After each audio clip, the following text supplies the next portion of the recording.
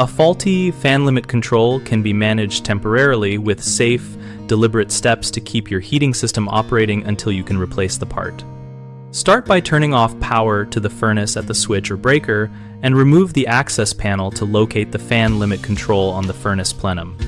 With the power back on and using an insulated screwdriver, slowly adjust the manual off setting upward only a small amount to allow the blower to run a bit longer and prevent overheating.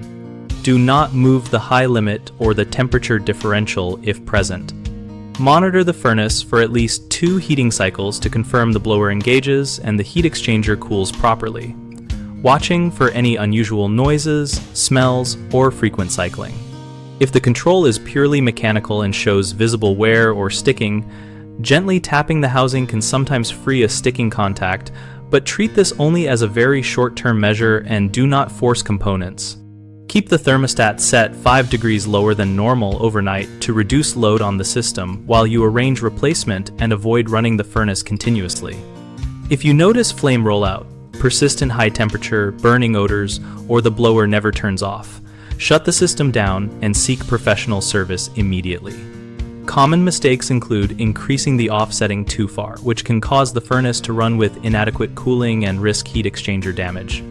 Correct this by returning the setting to the minimum change that restores blower operation and arranging prompt replacement. Another issue is running the furnace while ignoring unusual smells or noises. Do not ignore these signs, power down and contact a technician if they appear.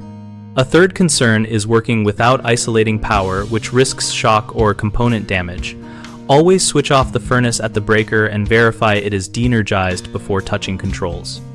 BigHomeProjects.com connects homeowners with local contractors and offers a discussion community where we share real-world experiences about interim repairs and part replacements.